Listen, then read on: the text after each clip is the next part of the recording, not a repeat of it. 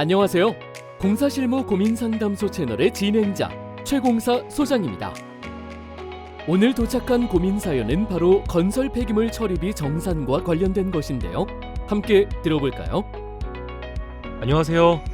저는 얼마 전 처음으로 건설 폐기물 처리비 정산 업무를 맡았는데요. 건설 폐기물 정산에 필요한 서류를 하나 깜빡하는 등의 실수를 해버렸습니다. 제 실수에 팀장님이 한숨 쉬시는 모습에 마음이 너무 무겁습니다. 너무 어려운 건설 폐기물 처리비 정산 방법 알기 쉽게 정리해주세요, 소장님. 건설 폐기물 처리비 정산 업무 중 어려움이 생겼었군요. 건설 폐기물의 정의와 종류, 폐기물 처리 업체, 정산 서류 및 정산 방법까지 살펴보며 함께 고민을 해결해 봅시다. 건설 폐기물이란 건설산업기본법 제2조 제4호에 해당하는 건설 공사로 인하여 건설 현장에서 공사를 시작할 때부터 완료할 때까지 발생되는 5톤 이상의 폐기물을 말합니다. 이때 건설공사는 토목공사, 건축공사, 산업설비공사, 조경공사, 환경시설공사, 그 밖의 명칭과 관계없이 시설물을 설치, 유지, 보수하는 공사, 기계설비나 그 밖의 구조물의 설치 및 해체 공사를 말합니다. 여기에 전기공사, 정보통신공사, 소방시설공사, 문화재 수리공사는 해당되지 않습니다. 건설공사에서 나온 폐기물이면 모두 건설물 폐기물에 해당하는 걸까요? 그렇지 않습니다. 폐석면, 의료 폐기물 같은 지정 폐기물과 생활 폐기물의 경우 건설 폐기물에 해당하지 않습니다. 특히 폐석면은 건설 폐기물 처리업체가 아닌 지정 폐기물 처리업체가 다뤄야 한다는 점을 잘 기억해둬야 합니다. 건설 폐기물은 처리 용량에 따라 구분이 달라지는데요. 건설 폐기물의 재활용 촉진에 관한 법률 시행령 제11조에 따라 폐기물 발생량이 5톤 미만인 경우에는 공사장 생활 폐기물로 분류해 처리하고 100톤 이상인 경우 건설 폐기물 처리 용역을 분리하여 발주해야 합니다. 건설 폐기물의 분류 체계 및 종류를 알아볼까요? 건설 폐기물은 가연성, 불연성, 가연성과 불연성의 혼합, 기타로 나눠집니다. 가연성 폐기물에는 나무 창틀, 바닥재, 거푸집 등의 폐목재, 장판, 스티로폼, 비닐, 시멘트 포대 등의 폐합성 수질, 보온 덮개 등의 폐섬유, 벽주류 등의 폐벽지가 해당합니다. 불연성 폐기물에는 폐콘크리트, 폐아스팔트 콘크리트, 폐벽돌, 폐블록, 폐기와, 건설 폐토석과 같은 건설 폐재료와 건설 오닉, 폐금속류, 폐유리, 폐타일 및 폐도자기가 해당합니다. 가연성과 불연성이 혼합된 폐기물로는 석고보드, 인테리어 내외 수장재 등의 폐보드류, 그라스울, 샌드위치 판넬 등의 폐판넬, 둘 이상의 건설 폐기물이 혼합된 혼합 건설 폐기물이 해당되며 한정된 사항에만 혼합 건설 폐기물로 인정됩니다. 그 외에 기타 폐기물에는 폐타이어, 폐고무, 폐유리 섬유 등이 있습니다. 학교 공사에서 주로 나오는 폐기물로는 폐목재, 폐콘크리트, 폐아스팔트 콘크리트, 혼합건설 폐기물 등이 있습니다. 건설 폐기물은 처리업체를 통해 처리하는데요.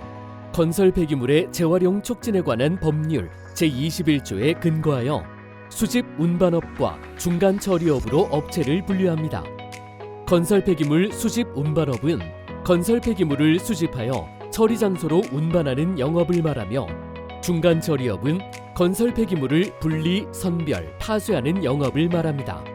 만약 중간 처리업자 중장비 기준에 부합하여 폐기물을 스스로 수집 및 운반할 수 있다면 중간 처리업자가 단독적으로 처리를 진행할 수 있습니다. 건설 폐기물 수집 운반업과 중간 처리업을 수행하기 위해서는 이와 같은 허가증이 필요하다는 것도 확인하시길 바랍니다. 본격적으로 건설 폐기물 처리비 정산에 대해 살펴볼까요? 먼저 정산에 필요한 서류들을 보겠습니다. 5톤 이상의 건설 폐기물은 건설 폐기물법 제10조, 제18조에 따라 올바로 시스템에서 처리해야 하는데요. 올바로 시스템은 배출자, 운반자, 처리자가 인계인수 내역, 대장관리, 실적 보고를 처리하는 전자정보 처리 시스템입니다. 이때 배출자는 발주자 또는 도급업체, 즉 건설업체이며 100톤 이상의 분리발주의 경우엔 발주자만 배출자가 됩니다. 5톤 이상의 건설 폐기물을 처리할 때 필요한 서류로는 다음 4가지가 있습니다. 바로 건설 폐기물 처리 계획 신고 증명서, 올바로 시스템 인계 내역, 계량 증명서, 중간 처리 업체 확인서 또는 올바로 시스템 건설 폐기물 중간 처리 관리 대장입니다. 먼저 건설 폐기물 처리 계획 신고 증명서는 건설 폐기물의 종류와 처리해야 할 폐기물의 발생 예상량과 수집 운반자 및 중간 처리업자를 확인할 수 있는 서류입니다. 둘째, 올바로 시스템에서 출력한 인계 내역 서류에서는 배출자, 즉 도급업체와 운반자, 처리자를 알 수 있습니다. 이 서류는 배출일자별로 여러 장이 발생하며 업소명이 공사명으로 기재된다는 점 참고해 두시길 바랍니다. 셋째, 계량 증명서는 공사명 및 일자, 품명, 실중량을 확인할 수 있는 서류입니다. 발급기관은 처리자인 중간 처리 업체이며 업체마다 양식이 조금씩 다릅니다. 마찬가지로 인계일자별로 여러 장이 나옵니다. 여기서 중요한 포인트가 하나 있는데요. 바로 계량증명서의 품명과 실중량이 앞서 본 올바로의 인계 내역과 일치하는지 확인해야 한다는 것입니다. 마지막 넷째, 건설 폐기물 처리 확인서 역시 중간 처리 업체의 발급 서류로 업체마다 양식이 다릅니다. 처리 확인서 대신에 올바로 시스템의 건설 폐기물 중간 처리 관리 대장으로 대체도 가능합니다. 또 하나 중요한 포인트는 앞서 일치하는지 확인한 인계 내역과 계량 증명서의 폐기물 총수량과 중간 처리 업체 확인서의 폐기물 총수량이 같아야 한다는 점입니다. 참고로 올바로 시스템을 사용하는 업체는 건설 폐기물 수집 운반업과 중간 처리업 허가 사항이 확인된 업체이기 때문에 별도 자격 확인 서류를 진구할 필요가 없습니다. 5톤 미만의 건설공사 폐기물의 경우는 어떨까요? 건설공사 폐기물이 5톤 미만일 경우 공사장 생활 폐기물로 분류되어 관할 자치구의 폐기물 관리 조례에 따라 처리하여야 합니다. 대부분의 경우 건설 폐기물 처리업자에게 이 처리에 위탁이 가능합니다. 이때 증빙은 건설 폐기물 수집 운반업체 확인서와 건설 폐기물 수집 운반 허가증 서류를 통해 진행합니다. 앞서 말했듯 건설 폐기물 수집 운반업체 확인서는 업체마다 양식이 다르니 잘 확인하여야 합니다. 마지막으로 건설 폐기물 물량을 정산하는 방법을 살펴보겠습니다. 이때의 정산은 처리 비용과 상관없는 물량 정산이란 점 유의하시길 바랍니다. 만약 공사 중 계약 내역서의 폐기물 수량이 증가한 경우 발주자에게 요청하여 설계 변경을 하여 폐기물 금액을 확정합니다. 설계 변경 없이 초과된 물량은 인정하지 않습니다.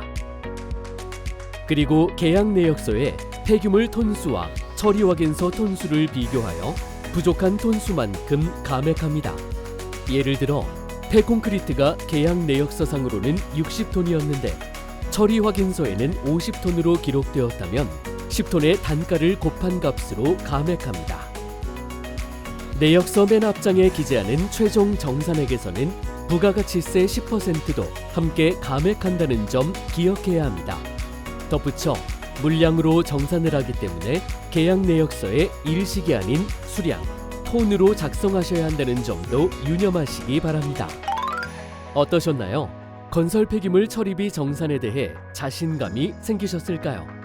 오늘 배운 내용이 앞으로의 업무에 도움이 되길 바랍니다. 감사합니다.